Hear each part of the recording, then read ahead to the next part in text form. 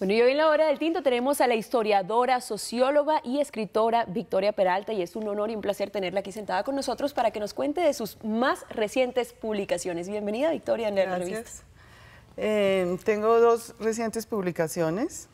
Una es este libro que ya está en el mercado, que se llama Distinciones y Exclusiones, una historia cultural de Bogotá 1930-1946, que es un estudio histórico y sociológico basado, o sea, utiliza como fuentes las fotos de la revista Cromos, que es uno de los intentos por pasar de la historia netamente escrita a la historia un poco visual.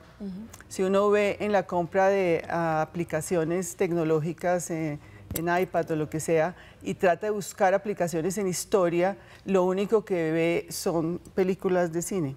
No hay, digamos, aplicaciones novedosas de cómo analizar la historia a través de las nuevas tecnologías.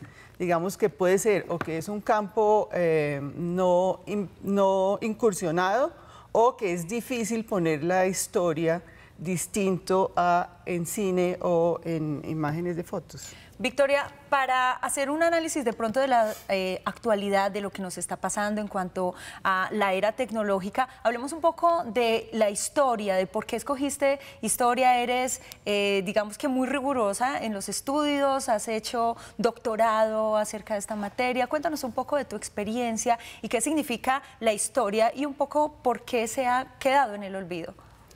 Pues yo estudiar historia en el siglo y en el milenio pasado, cuando las relaciones, las comunicaciones entre la cultura y los públicos eran distintas a lo que son hoy.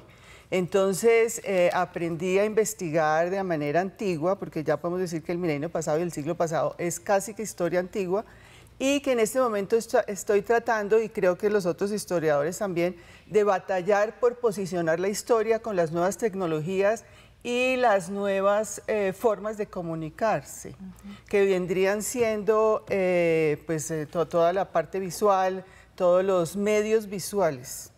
Digamos, el mundo es uno, y puedo decir que es una prehistoria, el milenio y el siglo pasado, y que hoy la gente aprende de una manera distinta, se comunica de una manera distinta y quiere hacer cosas de una manera distinta. Hay que hacer el paso entre la prehistoria y la nueva historia y tratar de adaptarse a las nuevas circunstancias.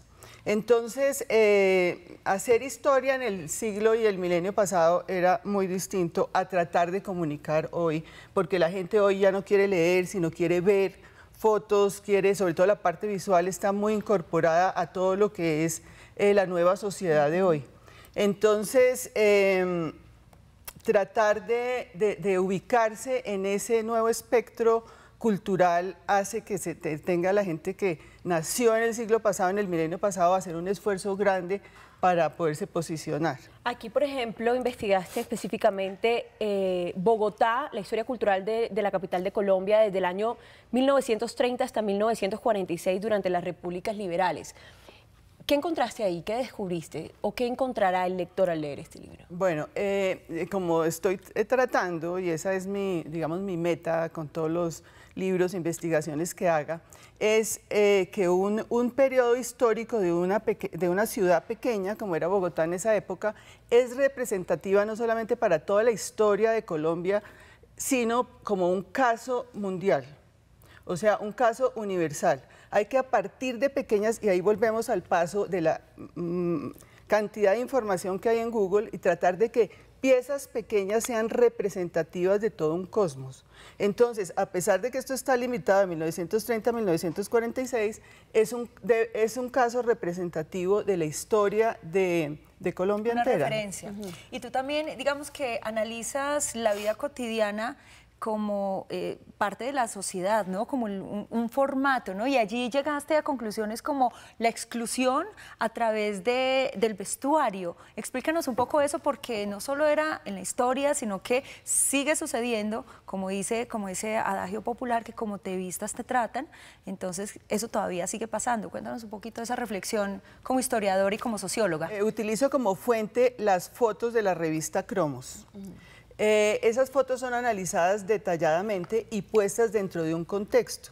El contexto es cómo la moda excluye. En ese momento esta era una revista de circulación, casi se puede decir que nacional, la revista Cromos, mas sin embargo era un pueblo analfabeto en proporciones alarmantes. Entonces, ¿pero qué pasaba? Que la gente podía no leer, pero ve fotos. Entonces, al ver fotos, esas fotos posicionaban a una élite, pero excluían el resto de la gente que no podía verse incluida. Entonces, es la exclusión a partir de las fotos. Entonces, eso es lo que trata el libro en este periodo, pero como trabajo teorías, interpreto ese tipo de hechos sociales en lo cotidiano de Bogotá de la época. Pero eso social en la Bogotá de la época viene de teorías que se pueden aplicar a todo el mundo, a todas las sociedades contemporáneas, modernas, donde el vestuario es un elemento de socialización para acercarse o para alejarse o para excluir, como es el caso acá. Como quien dice algo así como te vistas, ¿te tratan? Más o menos. Sí, más o menos. Redes sociales, Victoria Peralta, para todos aquellos que les interesa la historia, porque tienes una amplia bagaje también como docente en universidades y bueno, lastimosamente ya no ejerces en esa materia, pero ahora estás escribiendo todos esos análisis que has hecho a lo largo de estos años de experiencia. Y además le viene un nuevo libro en septiembre que se llama Los colombianistas, segunda edición. Que trata sobre los extranjeros que vienen a investigar a sobre Colombia y que han hecho de Colombia un objeto de estudio importante que antes no lo era y cada vez lo es más. Entonces, ¿tu página o una red social? Es sí, www.victoriaperalta.com. Y ahí vamos a encontrar la información de cuándo se va a lanzar el libro de los colombianistas y más información sobre estos temas. Perfecto. Victoria Peralta, muchísimas gracias por estar con nosotros aquí en la revista y bienvenida siempre. Te esperamos entonces en septiembre con ese nuevo libro. Listo, gracias.